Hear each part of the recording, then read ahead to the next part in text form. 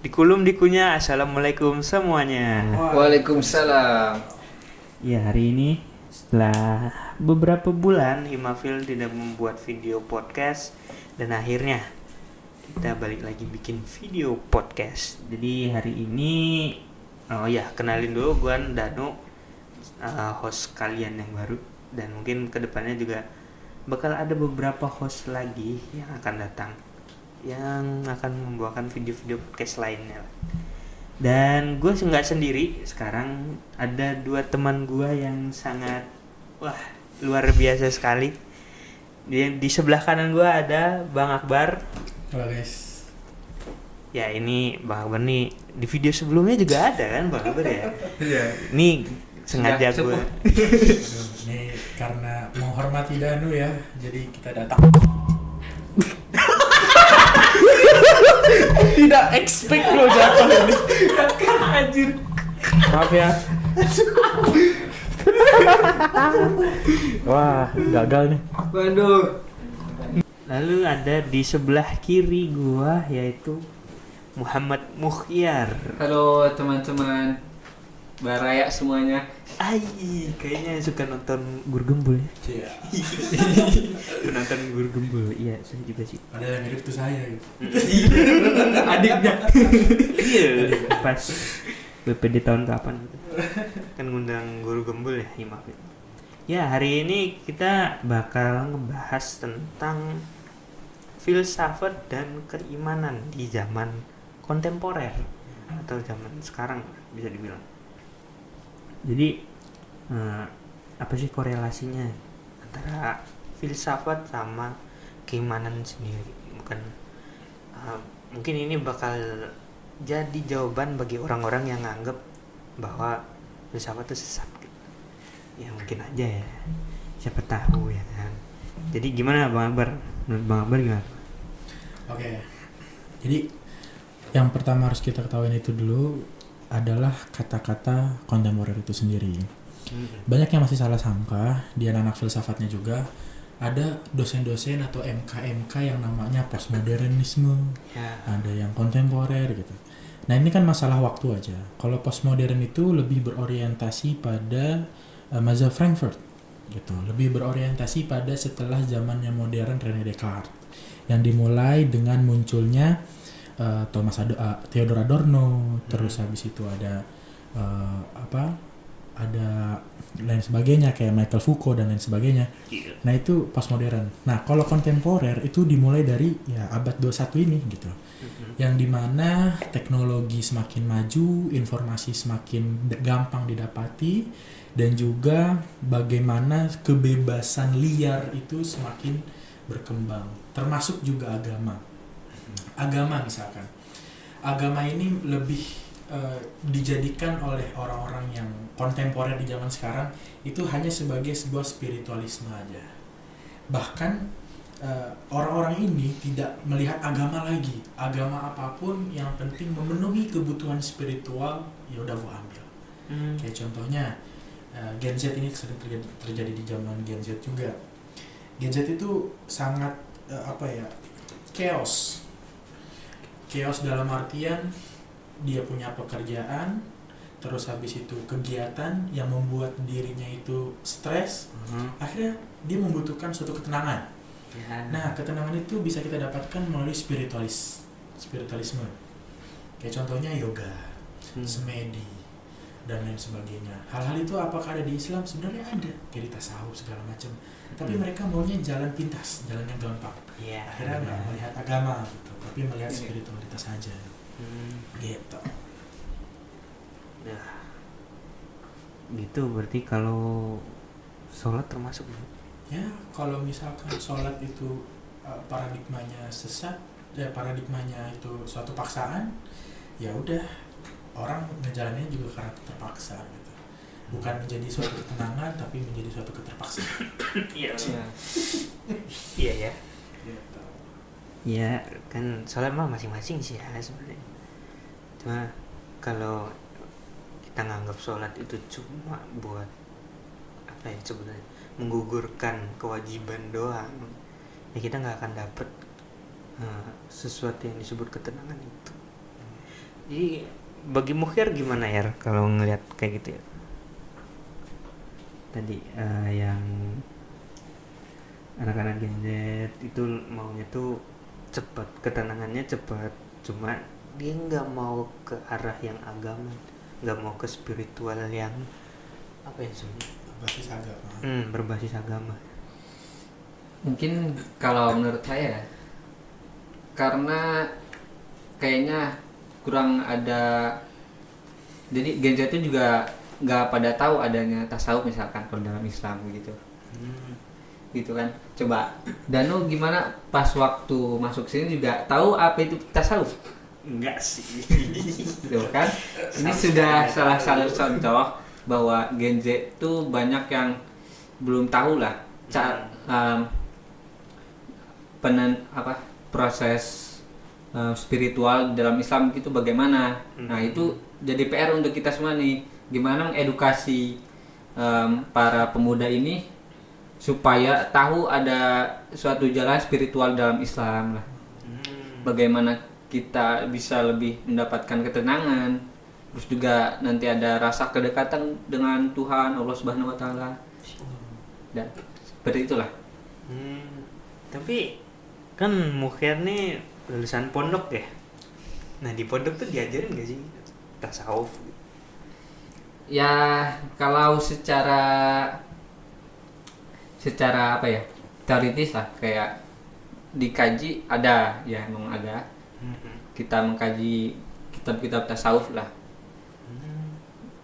Kayak misalkan awal-awal tuh Sulam Taufikan itu juga ada sisi tasawufnya. Terus ada lagi apa ya? Misalkan nanti sudah naik lagi ada Al-Hikam, terus ada Ihya Ulumuddin lah. Kita kaji secara keilmuannya bagaimana sih tasawuf itu dan gimana caranya kita menempuh jalan spiritual. Nah, tapi kalau di pesantren saya sendiri tidak kayak yang mengikuti misalkan sebuah thariqah lah. Kan ada pesantren yang ikut sebuah thariqah, jadi ada wiridan apa? Zikiran gitu lah. Ada jadwal zikirnya. Misalkan pada pagi ini wirid apa gitu. Nggak ada, cuma paling wirid itu ya ada kayak wirid yang cuma ada di pesantren saya. Tapi ya cuma setelah sholat aja gitu. Nggak ada yang gimana gitu, kayak thariqah kan ada metodenya sendiri lah.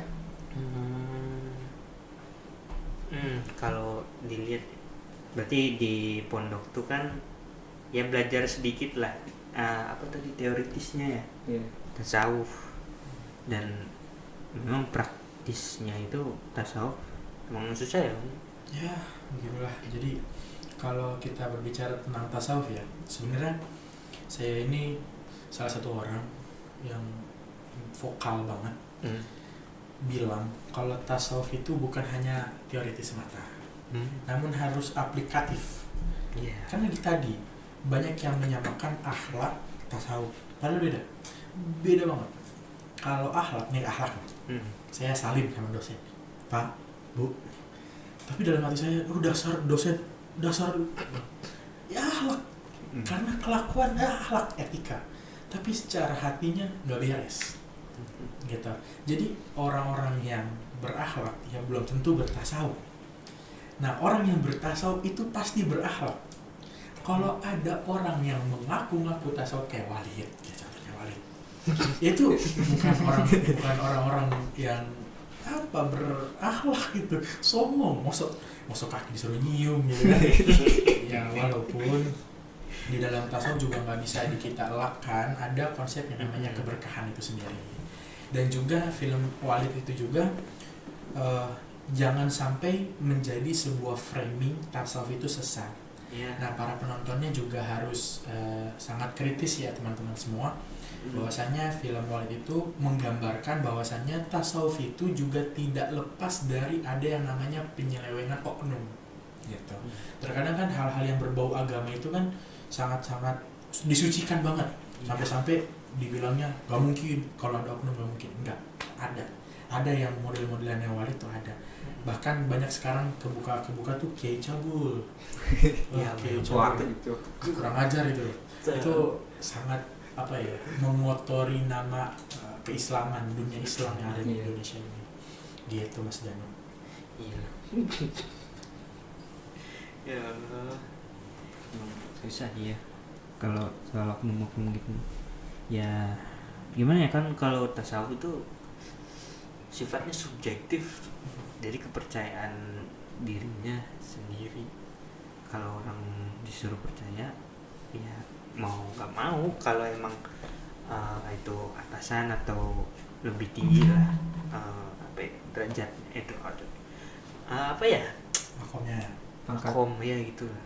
Ya misalkan dia guru gitu kan, yang mau nggak mau kita bisa percaya gitu ya, walaupun memang harus berpikir kritis, ini yang harus ditanamkan, karena sedari SD itu kan kita tuh jarang banget disuruh kritis. Bahkan kalau SD naik guru, padahal guru nih yang minta ditanya, yang belum ngerti siapa, terus ada yang nanya, dibilangin gitu aja nggak ngerti, kan tadi udah diterangin bla bla bla bla gitu. ya gimana coba orang mau berpikir kritis? Atau ada lagi tuh misalkan anak kecil, padahal anak kecil tuh kan ya serasa ingin tahunya kan gede banget. Iya. Nah itu mereka banyak tanya tuh, Bu ini tuh apa sih, ini tuh apa sih.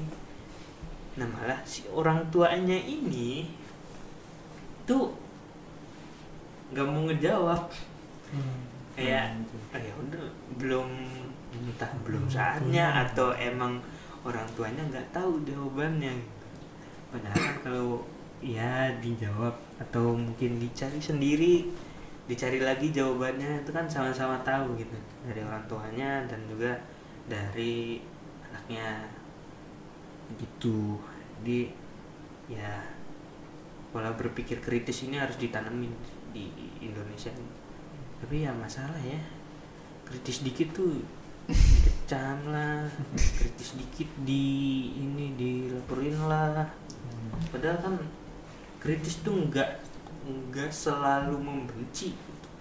Kritis itu malah bisa dianggap cinta, kasih sayang gitu, kan?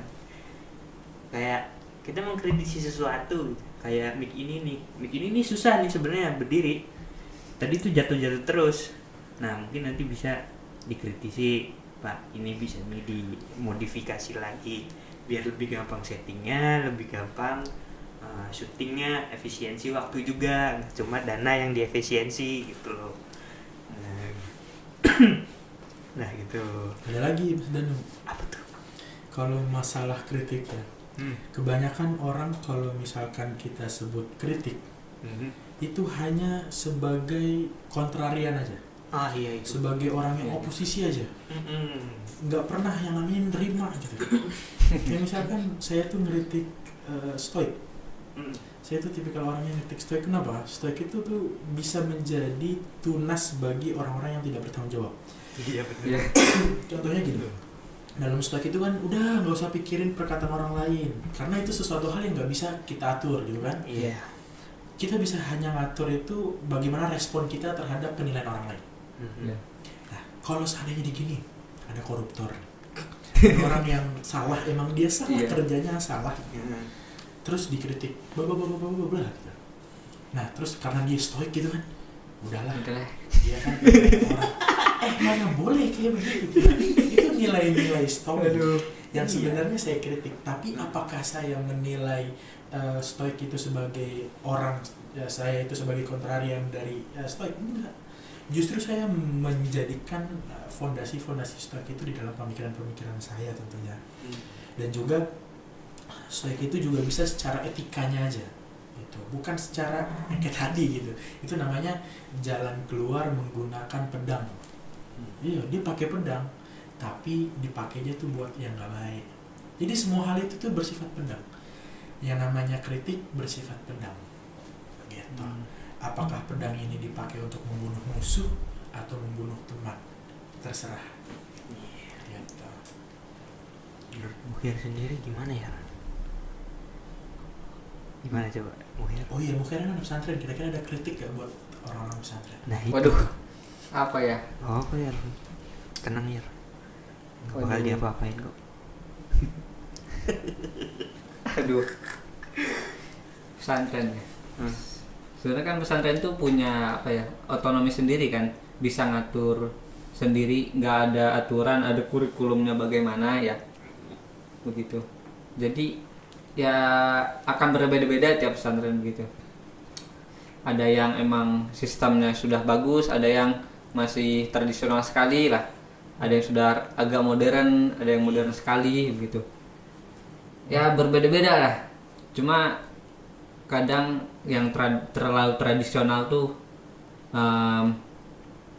apa ya, kurang beradaptasi gitu dalam apa ya, Pengajarannya.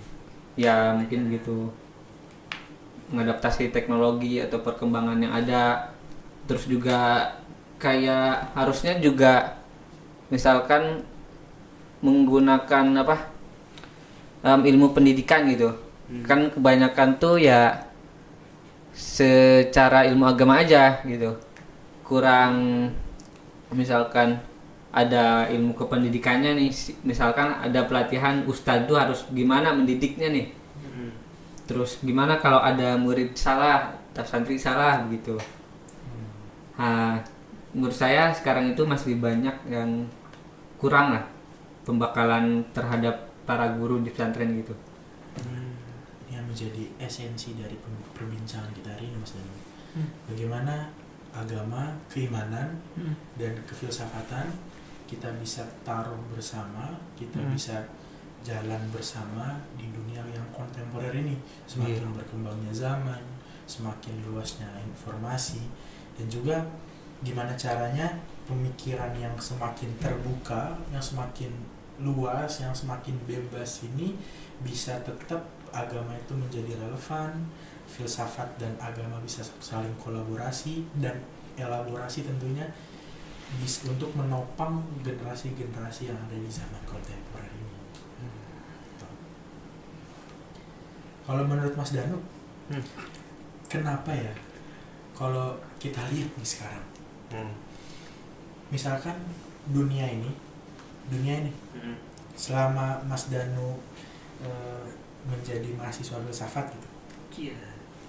Nah, apakah kira-kira orang yang ngomong Tuhan tuh nggak logis, Tuhan tuh nggak ada sebenarnya, apakah pemikiran kayak begitu benar adanya, atau jangan-jangan dia salah dalam berlogika atau salah dalam menyimpulkan gitu. Jadi jadinya bukan logical fallacy, paradigma fallacy. Jadi gimana tuh menurut Mas Dan? Aduh. Kalau nyangkut di apa, Tuhan itu nggak logis, gimana ya jawabnya? Bingung ya. Soalnya ya kemarin juga belajar gitu. Kalau dibilang logis, ya pasti logis lah. Karena segala sesuatunya itu kan pasti ada apa ya bilangnya, dalangnya lah, ada yang penggeraknya lah gitu. Ya contohnya manusia kan mereka bisa berpikir, dan itu yang menggerakkan mereka untuk melakukan sesuatu apapun itu, mau itu jahat ataupun baik. Nah, sama kayak alam semesta ini kalau dilihat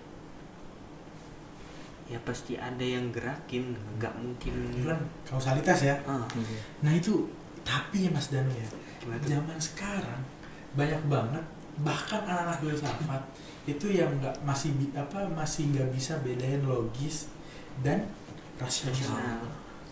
Kita tahu ya, kan ilmu pengetahuan itu ada 3. Ada pengetahuan sains, empiris, filsafat, dan juga ya pengetahuan mistik gitu. Nah, yang jadi masalah adalah orang-orang itu menemukan Tuhan, mencari Tuhan dengan sains.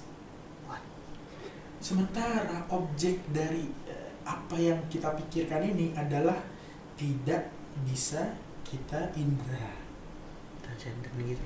Nah, akhirnya kalau nggak bisa kita indra, berarti nggak bisa empiris. Berarti Ya. sains nggak bisa. Banyak orang yang mencari Tuhan dengan cara itu gitu. Ya. Bahkan yang ada yang nanya, Bar, sebenarnya tuh matematika itu empiris atau logis? Menurut Mas Mukir apa? Logis. Logis kan? Makanya ada salah satu matematikawan, fisikawan namanya Kurt Gödel.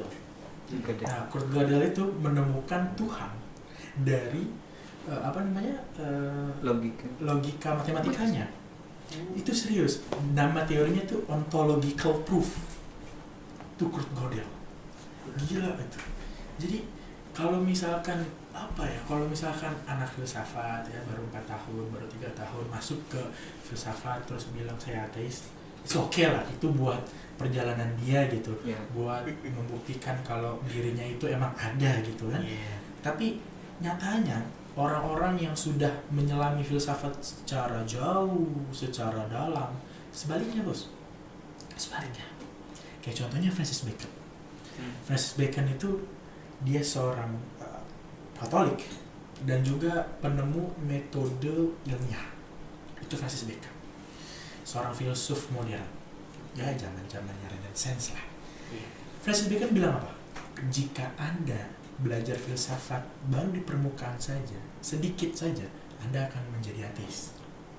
Tapi kalau Anda belajar filsafat secara mendalam, secara kritis segala macam, Anda akan mendekati Tuhan. Karena seseorang yang sudah mendalami ilmu tertentu, dia akan tahu kelemahannya. Ya. Ya, kayak misalkan contoh orang-orang sains. Orang-orang sains itu dia tahu kelemahan sains. Saya aja tahu. Kelemahan sains itu dia itu bahasanya tuh inkonsisten. Selalu berubah-ubah. Gak pernah konsisten. Kepler contohnya. Iya. Kepler itu penemu teori orbit planet. Akhirnya disempurnakan sama Newton dalam bukunya Philosophia Naturalis gitu. Terus ada jadi istilahnya filsafat alam untuk matematika. Itu buku Latin lah.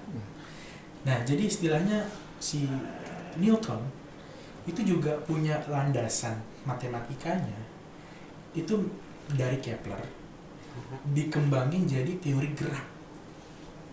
Dan filsafat alam itu nantinya akan dia kembangkan yang menjadi teori-teori gravitasi.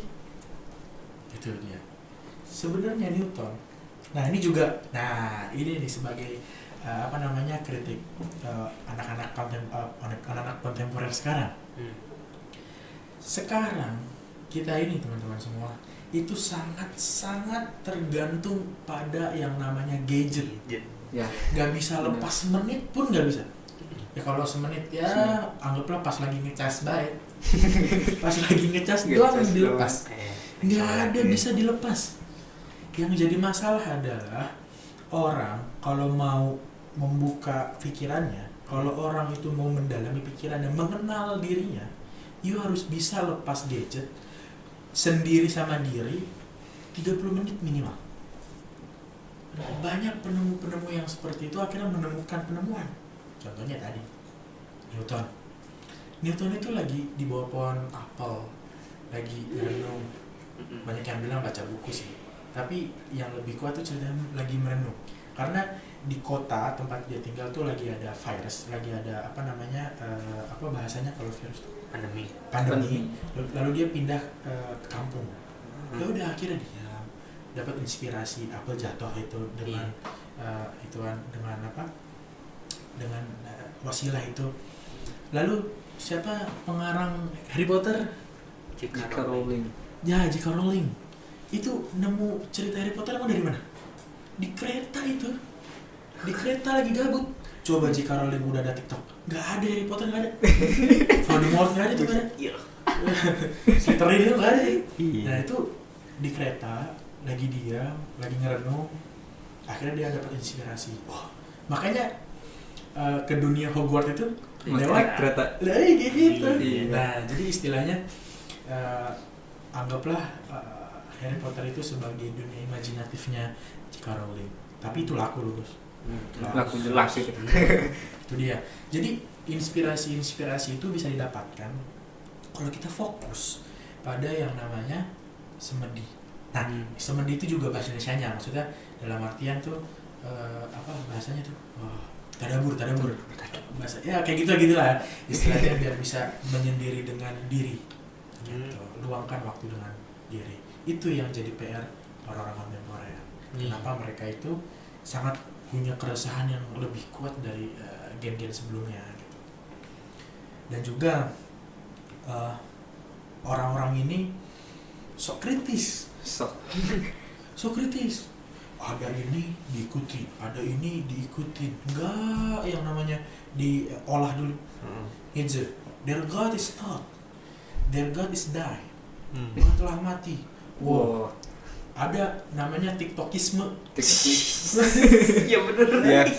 Akun-akun filsafat di TikTok ngomong masalah filsafat, ngalor ngidul, wetan, segala macam. Yang nggak tahu apa yang diomongin. Gue juga bingung tuh. Waduh.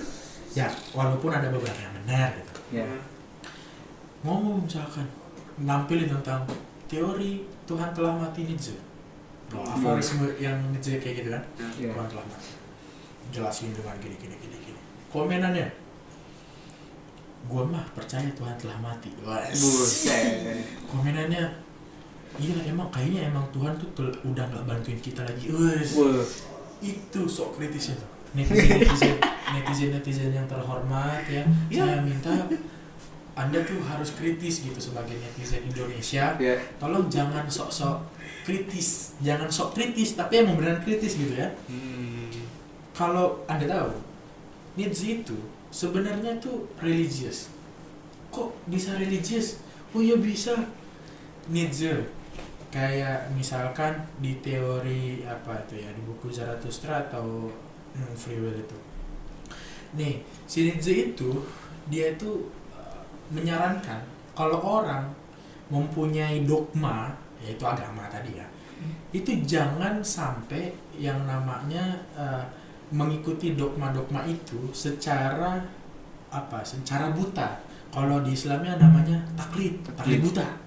Harus itiba, harus mengikuti sesuatu dengan argumen. Nah itu kata Nietzsche kayak begitu, Bos. Nah jadi apakah Nietzsche itu melarang beragama? Salah. Jadi hidup itu kata Nietzsche itu ada namanya yang untuk dibergantungkan. Ya, ada untuk dibergantungkan. Salah satunya agama. Gitu. Nietzsche nggak melarang. Bahkan adiknya Nietzsche itu namanya Elizabeth Nietzsche. Itu bilang Nietzsche itu sebenarnya Muhammadisme. Oh iya benar. Tapi bukan Islam. Ya. Dia bilangnya Muhammadisme. Ya. Kan akhirnya kan dia rada gila. Pas sebelum matinya gila. Ya. Dia Muhammadisme. Dia ngeritik orang-orang Islam itu yang ada bukunya kalau Anda cari itu. Jadi dia ngeritik saya tuh paling gak suka orang Arab. Nah itu maksudnya tuh orang Islamnya maksudnya. Saya nggak suka orang-orang Islam gitu. Karena dia sudah diturunkan dengan dengan sebuah kitab yang berisi argumentis ilmiah yang sempurna, tapi mereka bodoh. Waduh. Iya bener. Nah akhirnya dia bilang dia Muhammadisme walaupun nggak Islam. Tahu? Ikutin ajaran-ajaran Muhammad.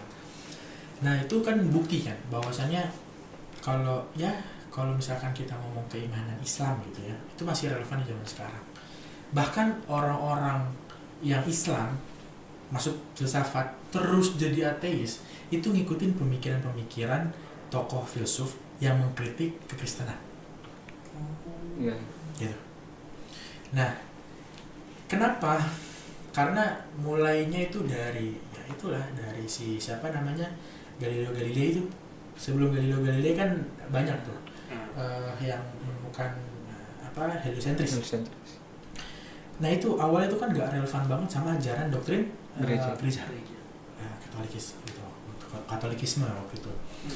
Nah karena gak relevan, jadi istilahnya banyak ajaran-ajaran yang mereka tuh diragukan, makanya dikritik, banyak yang nggak percaya akhirnya. Iya. Gitu. Nah, di saat Islam datang, sebenarnya gini, teman-teman boleh ada pertanyaan, boleh nggak sih jadi ateis? Boleh, boleh, boleh, silakan jadi ateis. Kalau mau jadi ateis, benar ateis. Kamu ke sosial, bener sosial, temuin kehidupan sosial itu, belajar tentang kesosialan, perdalamin antropologi segala macam, sains segala macam, terus lu bandingin agama semua. Teman-teman bandingin sama agama semua, pakai teorinya si Descartes, skeptisisme kartesian. Nah itu ada salah satu influencer di Amerika itu pakai cara itu dan sekarang dia mualaf. Ya. Karena dia di saat menemukan beribu-ribu agama dan kepercayaan di dunia ini, dia menyampingkan menjadi 3 agama Abraham, Ya. Islam, Kristen, sama Yahudi. Nah dipoles lagi, disaring lagi ternyata Islam. Gitu. Nah teman-teman semua, yang jadi masalah adalah apa bedanya logis sama rasional? Terkadang pemikiran logis itu rasional. Nah, pemikiran logis juga terkadang suprarasional, bukan supralogis, suprarasional. Kayak Tuhan, mistisme lah. Mistisme itu suprarasional, tapi dia logis. Logisnya dengan apa? Ya logisnya dengan tadi kausalitas, dengan ya sebab akibat itu. Nah, kalau misalkan ya itu sebab akibat kayak Immanuel Kant lah. Kalau pakai sebab akibat, maka Immanuel Kant itu ada teori etikanya tuh yang deontologi itu ya tujuannya ke Tuhan gitu. Tadi kata Immanuel Kant itu juga Tuhan itu sebagai suatu entitas yang nggak bisa ditepis keberadaannya dan juga tidak bisa dibuktikan keberadaannya. Apa bahasanya itu kalau sekarang di kepercayaan? Bukan ateis, bukan apa? Agnostik. Agnostik. Jadi dia setengah-setengah lah percaya sama Tuhan. Iya. Ya nggak masalah, yang penting percaya sama Tuhan aja. Nah maksud gua gitu, maksud gua di saat kita meragukan Tuhan karena kita baca-baca sebuah buku, yang perlu digarisbawahi adalah di saat Anda membaca buku, tolong baca biografi penulisnya. Terkadang biografi penulisnya itu ngejebak. Iya, pemikirannya menolak agama, tapi pas akhir hayatnya menerima. Ya begitulah. Kayak misalkan Agus Kom. Agus Kom itu kan, wah dari itu seolah-olah walaupun nggak tersurat gitu kan mengkritik agama, tapi dia tuh berusaha buat udahlah ini agama ini sebagai produk yang udah lawas gitu. Tapi akhir hidupnya dia nikah lagi akhirnya sedikit religius gitu. Jadi kadang seorang filosof kenapa harus dilihat biografinya, karena latar belakang si filsufnya. Bukan kita menghakimi si filsuf, tapi kita harus tahu dulu corak pemikirannya. Itulah analisis dari pemikiran. Kalau misalkan nih Mukhyar di pesantren, ada nggak sih kira-kira pelajaran yang di pesantren itu memang pas ditemuin di kampus itu ini mah sama nih kayak di pesantren, ini mah metodenya sama nih kayak di pesantren, kira-kira ada nggak? Apa metode ini? Kayak misalkan nih, gue pernah nemuin kayak metode hadis itu, perawian hadis itu dia itu harus ketat banget masalah si perawinya. Itu makanya di ilmu sini ada jalur hadis gitu kan, jar wa ta'dil. Nah akhirnya gue nemu di filsafat itu, di filsafat Islam ada yang namanya khobar sodik. Nah itu benar-benar orangnya tuh harus dilihat orangnya kayak gimana dalam mengabarkan filsafat itu. Nah kira-kira selain itu ada nggak sih di selama Mukhyar belajar di kampus itu terkadang pas dipikir-pikir lagi, wah ini relevan nih sama kayak yang ada di pesantren gitu. Apa ya? Terlalu banyak. Ini Terlalu banyak. Bentar. Ya. kurang terlalu merhatikan sih kalau kesamaan misalkan kayak gitu. Tapi ya ada apa ya, semacam keuntungannya kalau pesantren kan kita juga diajarkan cintai pengetahuan lah. Jadi dari situ ya kita makin apa ya, semangat gitu untuk belajar gitu. Cuma kalau untuk misalkan ada pelajaran pesantren yang kemudian wah kayaknya mirip nih sama yang ada di teori filsafat misalkan, kurang tahu juga itu. Paling ini doang ya, apa tasawuf ya? Iya, tasawuf gitu ya. Itu banyak lah. Karena ya sumbernya juga sama sih, mau di perkuliahan mau di pesantren sumbernya sama, cuma dengan paling pendekatannya berbeda gitu. Kira-kira bagi Mukhyar bisa nggak sih kita tuh belajar dari pengalaman? Pengalaman apa dulu? Ya pengalaman kita sebagai orang hidup gitu. Ya bisa-bisa aja, karena kan hidup juga nggak selalu apa ya, monoton gitu, datar, nggak ada naik, ada sisi kita kayaknya sukses banget nih, senang banget, terus kadang ya Malas banget. ya Turun. kayak aduh malas ini apa tuh. Jadi ya bisa aja kita belajar dari pengalaman untuk kita apa, kritisi misalkan pengalaman waktu dulu tuh kenapa ya begini ya, kita analisis nih kenapa ini bisa terjadi kesalahan seperti ini, untuk kita perbaiki nanti ke depannya. Kalau kita melakukan sesuatu yang misalkan sama lah, mirip, ya kita perbaiki itu supaya terjadi kesalahan yang masa lampau. Ya, jadi ingat ini, jadi ingat salah satu tokoh. Sebenarnya tuh dia mengembangkan dari deontologinya si Immanuel Kant. Nama teorinya itu transendentalisme. Jadi istilahnya gini, orang-orang transendental itu berbicara mengenai etika. Nah, kalau ngomongin etika, gue jadi ingat kalau di pesantren tuh adab, gitu, pelajaran adab gitu, al-adabu fawqa ilm, adab di atas ilmu. Padahal mah orang yang bikin aforisme kayak begitu mah orang alim gitu kan, orang yang punya ilmu gitu kan. Bukan berarti orang-orang udah beradab aja terus segala macam. Nah, ini mah pembahasan podcast yang lalu gitu kan. Nah tapi sekarang yang jadi fokus gue tuh gini, ada namanya David Thoreau, tulisannya tuh Thoreau. David Thoreau. Nah David Thoreau itu seorang penemu atau seorang pemikir transendentalisme. Nah jadi si David Thoreau itu dia punya konsep bahwasannya manusia itu harus beretika. Nah etikanya ini itu juga dari sebuah pengalaman. Nah tapi yang jadi resahan gue tuh gini, apakah manusia itu hanya terbatasi dari pengalaman saja? Dan apakah pengalaman itu benar-benar a priori itu yang tidak sengaja terjadi? Bukankah semuanya itu sengaja? Jadi misalkan saya melihat ada orang misalkan geplak orang tua, ceplak. Waduh.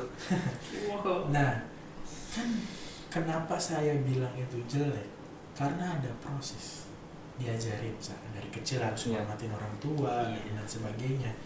Akhirnya gue berpikir itu sangat gak bagus, kan gitu. Nah hal itu juga kayak misalkan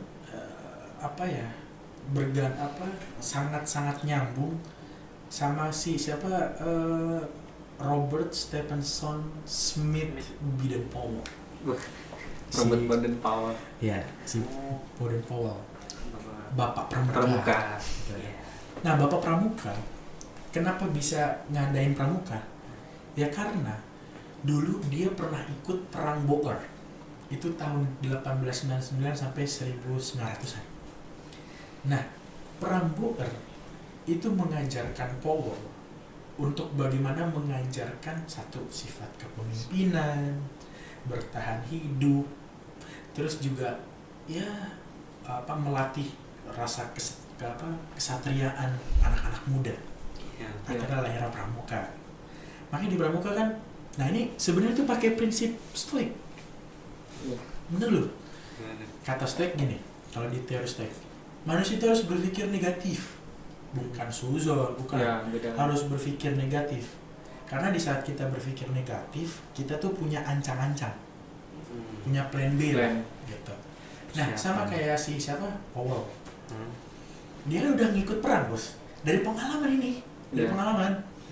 Nah, akhirnya ada sandi morse, terus sandi semapur. Sandi batu, sandi rumput segala macam. Nah, itu tuh antisipasi kalau ya lu nyasar di hutan. Kalau nyasar di hutan biar nggak repot-repot banget nyari HP gitu. Nah, gak ada sinyal kan kalau di gunung misalkan. Makanya Pergi baterainya habis. Nah, akhirnya hal-hal kayak gitu tuh berguna untuk antisipasi yang tidak mau akan terjadi. Nah itu, jadi gue kadang-kadang tuh namanya pengalaman kan empiris ya. Apalagi pakai indrawi gitu. Nah, kalau kita hubungin sama keimanan, kalau kita hubungin sama metafisik atau mistis gitu, hal-hal yang metafisis itu bersifatnya kan supra rasional, tapi dia logis kayak tadi kita udah obrolin. Nah, di saat dia supra rasional, kita tuh nggak bisa menilai fakta itu tuh secara objektif, pasti secara subjektif. Pasti. Itu kayak misalkan teori-teori tasawuf kayak emanasi, iluminasi, ya hal-hal kayak begitu kan bisa dirasain. Maka gue tuh tadi ya vokal banget untuk bilang kalau tasawuf itu bukan teoritis tapi praktek gitu. Nah, setiap orang yang jadi masalah adalah sebenarnya ini balik lagi ke topik kita tuh begini. Kenapa terkadang filsafat dan agama atau keimanan itu seringkali tidak akur?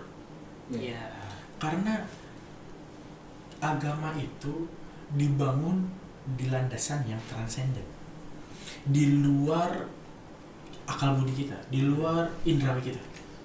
Nah, sesuatu hal yang di luar akal budi, di saat diterima dengan akal budi, itu butuh proses bahasa. Proses pembahasannya juga beda-beda. Ya kan? Ada bahasa yang begini, yang keluar kayak begini dengan ya bahasa. Ada yang bahasa yang isyarat, ya pakai semiotik. Makanya kan dibagi dua tuh ilmu semantik, semiotika sama hermeneutik. Jadi kedua-duanya itu adalah sebuah bahasa gitu. Nah, kayak di zaman kontemporer sekarang di TikTok misalnya, pernah nggak sih bertanya gini, kok orang-orang TikTok kok pada FOMO ya? Waduh. Kok orang-orang TikTok kok yang main TikTok atau main media sosial tuh kok pada ikutan tren tapi nggak tahu tren itu tuh manfaatnya apa ya? Ya kan? Nah, ada salah satu semiotiker namanya Yuri Lotman.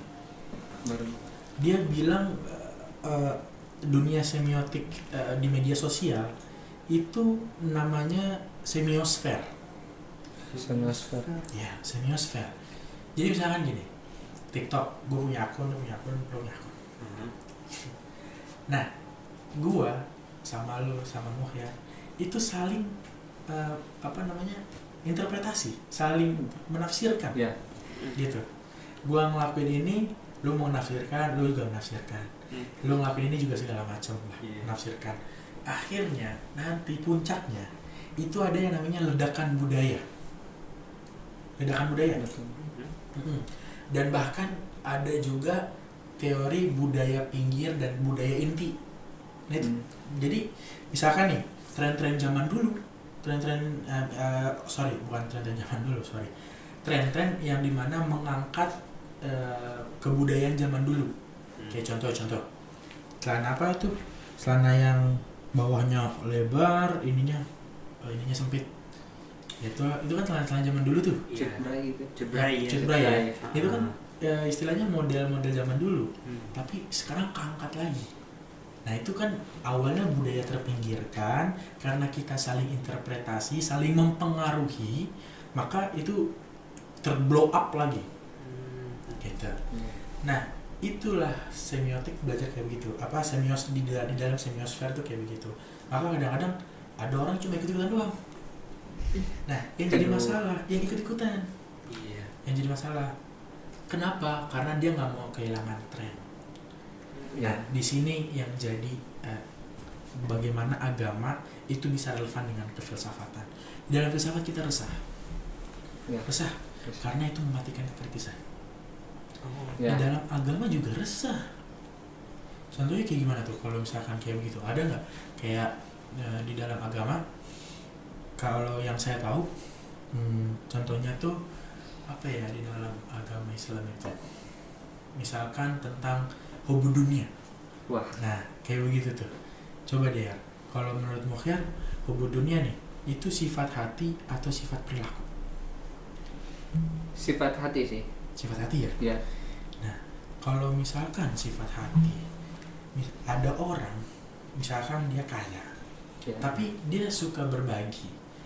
Berarti kan hubud dunia kan? Tidak. Nah, inilah yang jadi masalah. Kenapa ada seorang psikolog namanya lupa, dia orangnya botak tapi saya lupa tuh. Waduh. Serius saya cuma kenal mukanya tapi lupa namanya. Nah, jadi gini, sakit kata dia sakit. Pokoknya iya nama belakangnya tuh Miguel, tapi lupa nama panjangnya. Sakit hati ya, sakit hati. Ya. Itu bukanlah akibat, tapi sebab dari tumbuhnya rasa baru. Oh. Gitu. Tumbuhnya rasa baru, dia akan mengakibatkan mencintai dirinya sendiri dan akan belajar lebih mencintai secara tulus. Nah, Miguel di dalam dunia psikologi juga dia ini bilang kalau manusia itu harus jadi dirinya lagi sendiri. Ya. Nah, kalau di dalam tasawuf yang pernah saya dengar mar'arofa nafsahu. Nah, di situ tuh ada relevansi yang banyak sekali di situ. Nah, ada lagi. Misal zaman sekarang kata si siapa tuh pengarang The Story of Western Philosophy, Bertrand Russell. Nah, Bertrand Russell itu punya teori gini. Orang yang punya standar yang tinggi itu adalah sumber lawannya bahagia tuh kesusahannya mereka. Kayak misalkan ada orang yang dia ini maunya ngikutin orang lain. Ya. Kan kalau bahasa Indonesianya ada ungkapannya kan gini, rumput tetangga tuh lebih hijau dari rumput sendiri. Pokoknya iri mulu. Nah, Iya. akhirnya apa? Di dalam tasawuf ada iri hati. Iri hati. Sifat-sifat yang harus dijalankan. Gitu. Kayak gini dah. Kenapa dibilangnya itu kesengsaraan? Kalau kata Bertrand Russell. Iyalah, ya misalnya nih, kemampuan. Jadi gue nggak bisa nyalahin kalau manusia itu punya hasrat. Ya. Dan gue juga nggak bisa ngelarang manusia itu nggak berhasrat. Nggak mungkin, bos. Kalau nggak punya hasrat nggak bisa hidup kita, nggak bisa beranak pinak. Iya. Nah itu, ini nih sebenarnya ada lagi ya, gue kritik ya para pembaca Stoik yang baru-baru gitu ya. Dia tuh bilang saking dia bilang saking stoiknya mereka nggak boleh berhasrat. Wah. Waduh, gimana ceritanya? Nah, harusnya gini, manusia itu bisa berhasrat. Kita analogikakan itu dengan kayak begini, kita tenggelam. Pasti nyari apa? Udara. Ya, enggak. Dia nyari benda untuk biar bisa dia ngapung. Oh Ya. Iya kan? Ya, oke kayak begitu kan? Iya. Terus kita sambungkan itu ke keinginan kita, ke hasrat kita. Ya. Hasrat itu emang nggak bisa dikontrol, tapi bagaimana kadarnya itu bisa kita kontrol. Misal pekerja UMR pengen beli Lamborghini coba. Lah, gimana? Ya boleh sih berhasrat punya mobil Lamborghini, tapi kalau misalkan kadarnya berlebihan sampai ngutang dulu. Waduh, pinjol itu. Itu dikejar-kejar debt collector. Wah, aku laku. Nah, itu kan apa namanya, sama aja kayak gini loh. Sama aja kayak lu tenggelam, tapi yang ada ranting pohon. Lu gapai ranting, bukan kayu yang gelondongan, bukan ranting kecil. Ranting. Lu pengen Patah. patah. Ikut tenggelam. Iya. Tenggelam semuanya. Iya kan? Nah, makanya jangan sampai kita nih sebagai makhluk yang rasional itu tidak bisa menimbang apa-apa yang ada dalam hidup kita. FOMO boleh nggak? Boleh. FOMO boleh. Kalau nggak FOMO, ya nggak ada fashion. Iya. Ntar kita masih pakai kebaya nih. Tapi ya boleh aja pakai kebaya. Maksudnya jangan terlalu FOMO banget gitu. FOMO-nya juga ini nih logis gitu. Dipikirin dulu. Jangan FOMO ikut. Ya Allah Rabbi Tuhan. Misalkan lihat TikTok nih, lihat Instagram kan. Iya. Pada iPhone apa baru. namanya? Apa? iPhone baru. Wah, Waduh. iPhone berapa sekarang? Siar. 16 ya? 16 ya. Pada beli iPhone. La ilaha illallah. Mak pengen mak, iPhone mak. Wah, Ya Allah nak, kita aja makan susah nak.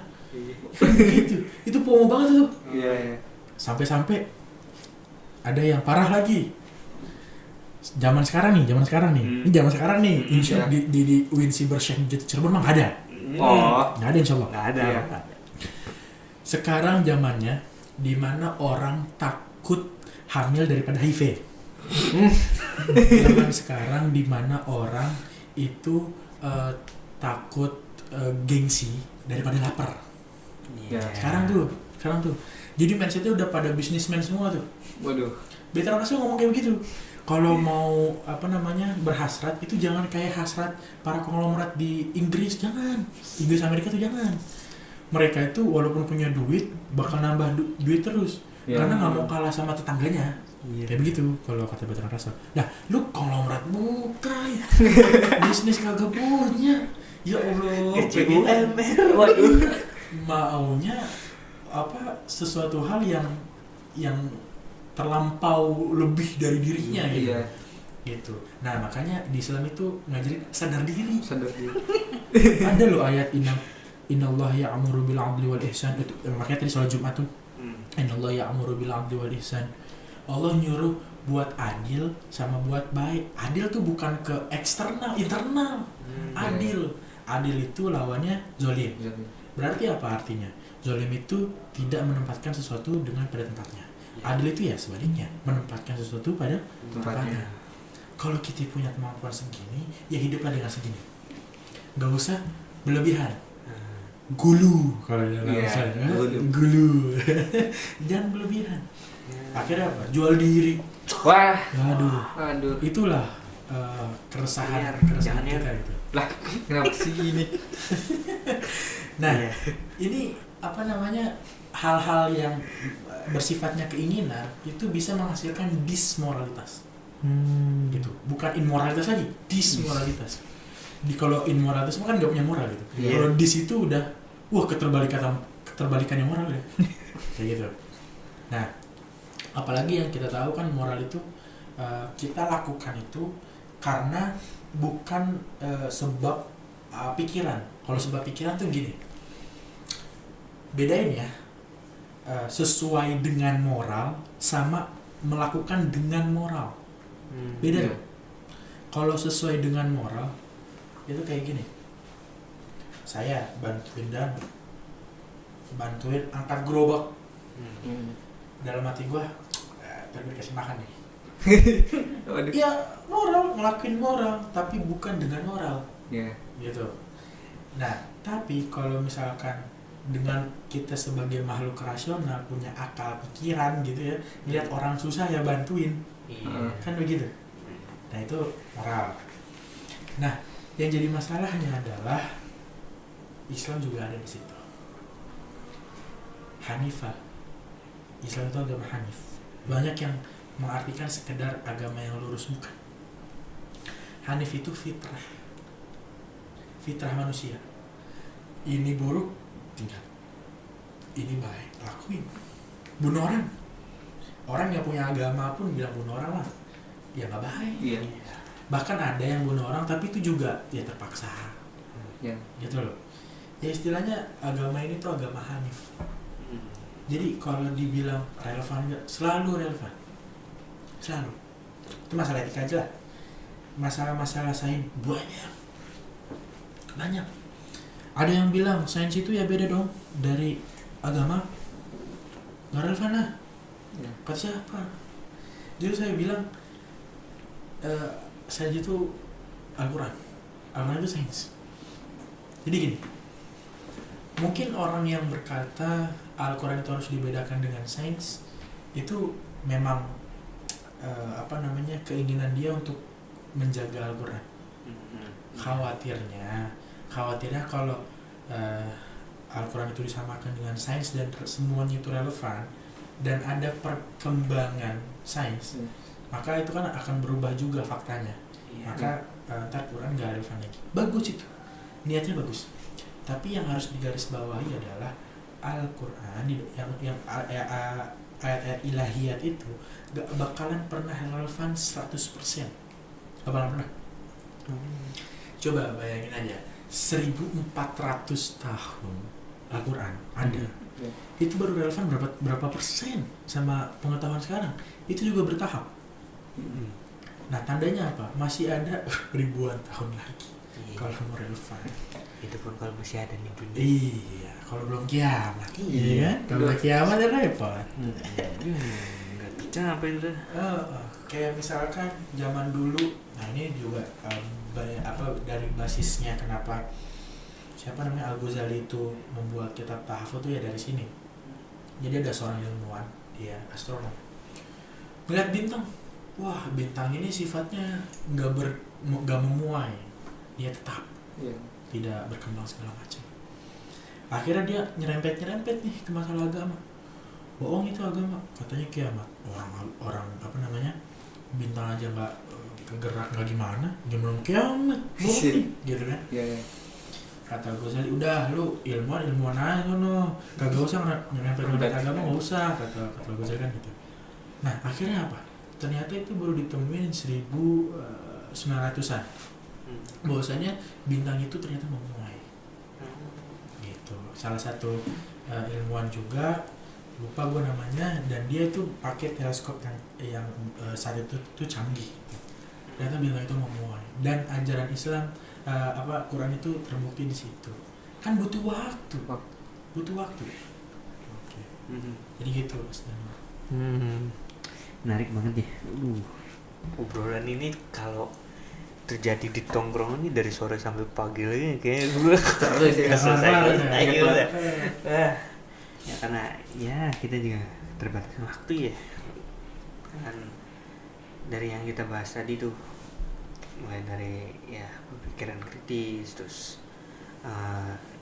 sampai ke relevansinya filsafat sama ke agamaan itu ya semuanya relevan, bisa direlevansikan, cuma memang nggak 100%. Ya begitulah pergi kita kali ini. Terima kasih untuk kedua tamu kita, teman kita Sami ya, karena ya terima kasih juga ya Mukir. Biar ngapain ya? Ya nggak apa-apa, karena ya ini kan tempat media kita untuk wah goyang lagi nih media kita untuk ngomongin filsafat ini. Jadi anak-anak filsafat itu nggak cuma ngomong lewat tulisan, nggak cuma lewat artikel gitu, kita juga bisa lewat YouTube ataupun nanti mungkin bisa lewat Spotify, di convert ke audio ya. Terus masukin ke Spotify kan bisa banget ya. Baik teman-teman, Ya cukup sekian ya video podcast kali ini. Ini obrolannya emang ya beginilah kalau anak-anak filsafat ngobrol tuh, kurang lebih ya, walaupun nggak 100% kayak gini ya, kurang lebih ya kayak gini gambarannya, antara satu teori terus nyambung lagi ke teori lain, terus ada yang relevan lagi tuh sama zaman sekarang, terus sambungin lagi begitu terus. Makanya banyak orang yang bilang tuh, filsafat tuh susah, filsafat tuh pusing, muter-muter. Ya karena nggak pernah masuk filsafat itu. Ya belum ngerasain aja, padahal seru gitu. Serius seru. Kalian sambil ngopi gitu kan, Mbak. Arabica enak nih. Terus ini nggak ada ya? Iya. Kudunya malam. Udah, gitu aja dari kami. Terima kasih untuk kalian yang udah nonton sampai akhir ya. Dan semoga aja kita bisa ngelanjutin lagi nih video-video filsafat ini. Ya, video podcast filsafat ini. Jangan lupa like, comment, dan subscribe. Ya. Sudah diwakilkan dengan Bang Akbar. Gimana Muhir, ada kata-kata terakhir tidak? Wah, apa ya? Buru-buru kan ya. Kata-kata Hariniar. Aduh, bingung kalau harus bikin kata-kata tuh. Bukan orang-orang sastra gitu yang bisa bikin Rendahnya kata yang indah sekali begitu. Itu udah indah. Iya. Nurunin gaya bicara dosen juga indah kan. Gimana ya Roy? Ya udah gitu aja lah ya. Karena sepertinya juga ada yang nungguin kita bertiga nih di sini. Oke. Dah. Sampai jumpa di Pilocast berikutnya. Bye. Bye semuanya. Puca. Apa puca, Cok?